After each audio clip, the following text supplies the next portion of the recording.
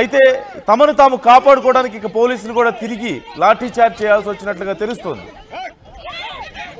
మరోవైపు ఘటనకు సంబంధించి ఒకసారి అంతకుముందు జరిగినటువంటి ఈ తండ్రే కొడుకు ప్రాణాలు తీసినటువంటి ఘటనకు సంబంధించి వివరాలు ఒకసారి చూస్తే, అచ్చంపేట మండలం పుట్లగూడెం గ్రామానికి చెందిన బూక్య వెంకటేశ్వర్లు నాయక్ తన కుటుంబ సభ్యులతో కలిసి 3 నెలల క్రితం ఎర్రబాలెం వచ్చాడు.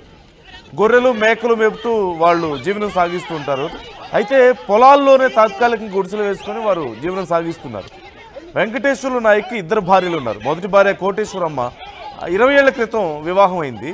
వారికి పెద్ద కుమారుడు మంగ్యా నాయక్ ఉన్నాడు. అతని వయసు 19 ఏళ్ళు.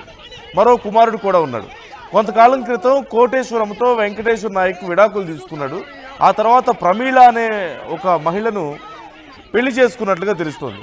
మొదటి భార్య కుమారుడు మంగ్యా నాయక్ తండ్రి వద్దనే కూడా అతను ఉంటున్నట్లుగా తెలుస్తోంది. అయితే ఆస్తిలో ఎక్కడ వాటా ఇవ్వాల్సి వస్తుందో అని ఆ కుమారుడినే కుమారుడి ప్రాణాలు తీసినట్లుగా తెలుస్తోంది. ప్రాణాలు తీసి ఆ మృతదేహాన్ని కాలువలో పూడ్చి చేశాడట. మంగ్యా నాయక్ బంధువులు ఈ విషయాన్ని తెలుసుకొని క్రోసూరు పోలీసులకు సమాచారం అందించారు. దీంతో పోలీసులు అక్కడికి చేరుకొని నిందితుడు వెంకటేశ్వర నాయక్ను అదుపులోకి తీసుకుని ప్రశ్నించగా దానికి సంబంధించి ఆ నేరాన్ని అంగీకరించాడు కూడా. ఈ క్రమంలో మొదటి భార్య కోటేశ్వరమ్మ బంధువులు ఎర్రబాలెం చేరుకున్నారు. వెంకటేశ్వర నాయక్ను అడ్డుకునేందుకు ప్రయత్నించారు. ఈ క్రమంలో సిఐ సురేష్ను వారు అడ్డగించారు. దీంతో వాగ్వాదం చోటు చేసుకుంది. ఆ తర్వాత మృతదేహాన్ని వెలికి తీయడంతో వైద్యులు పోస్టుమార్టం నిర్వహించినట్లుగా తెలుస్తోంది. పోలీసులు బందోబస్తు ఏర్పాటు చేశారు. అయితే విచారణ కోసం వెళ్ళాడు ఆ వెంకటేశ్వర నాయక్ అనే వ్యక్తిని పోలీసులు అదుపులోకి తీసుకునే ప్రయత్నం చేయడంతో మొదటి భార్య బంధువులు అక్కడికి చేరుకొని అంటే అతన్ని మాకు ఇచ్చేయాలి అనే ఉద్దేశంతో దాడి చేశారా అనేది ఇక్కడ ఒక ముఖ్యమైన అంశం కనిపిస్తుంది. ఒకసారి అక్కడ పరిస్థితి ఏంటో చూద్దాం. గొడవ జరుగుతున్నటువంటి తీరు, అసలు ఏం మాట్లాడుతున్నారు, గొడవ ఎలా జరుగుతుంది, వాళ్ళు ఏం మాట్లాడుతున్నారో ఒకసారి చూద్దాం డైరెక్ట్గా.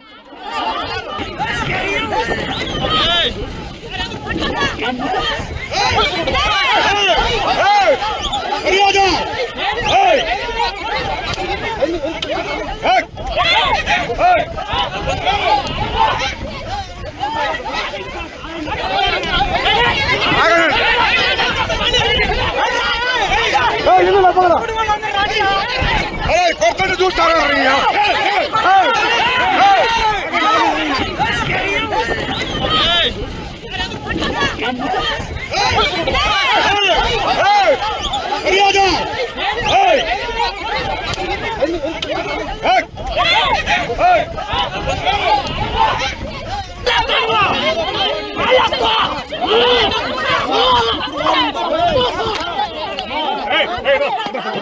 వివాహం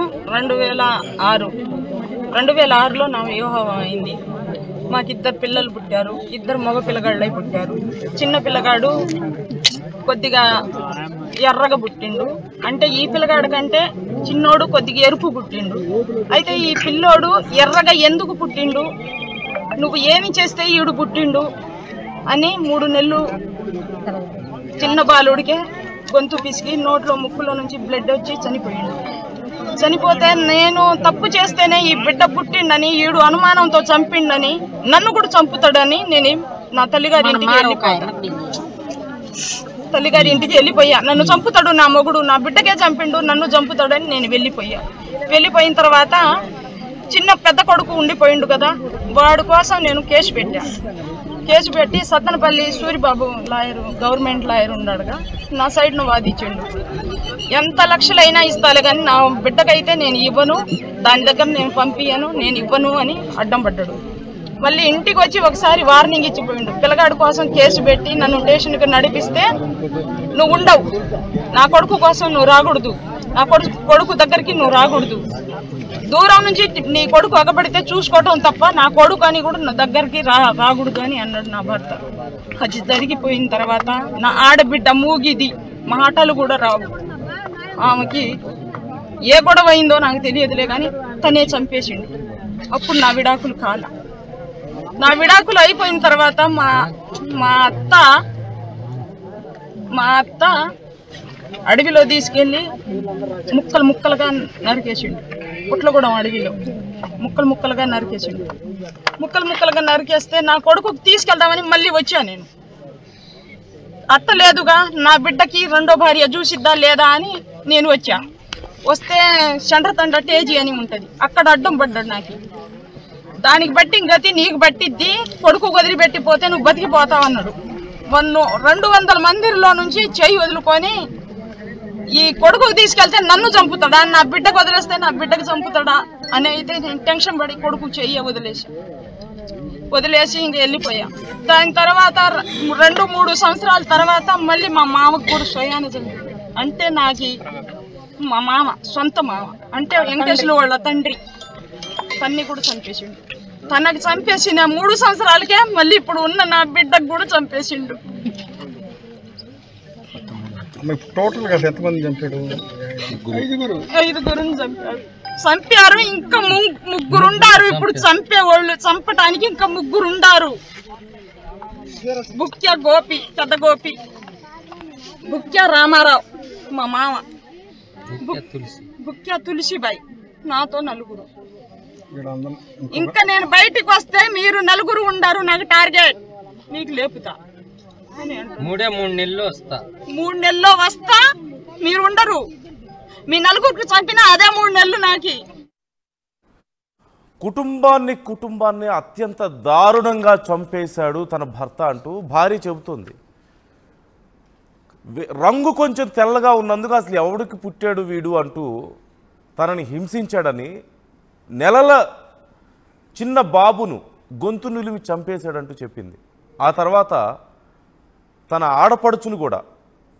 ఆడపడుచుకు మాటలు రావు, తన ఆడపడుచుని అతను ప్రాణాలు తీసినట్లుగా తెలుస్తోంది. ఆ తర్వాత అత్తని ఎక్కడో అడవిలోకి తీసుకెళ్ళి, అంటే అతని తల్లిని అడవిలోకి తీసుకెళ్ళి ముక్కలుగా నరికి ప్రాణాలు తీశాడు, చంపాడు అంటూ ఆ మహిళ చెప్తుంది. ఆ తర్వాత తన మామని, అంటే అతని తండ్రినే, సొంత తండ్రిని కూడా చంపేశాడు అని చెప్తుంది.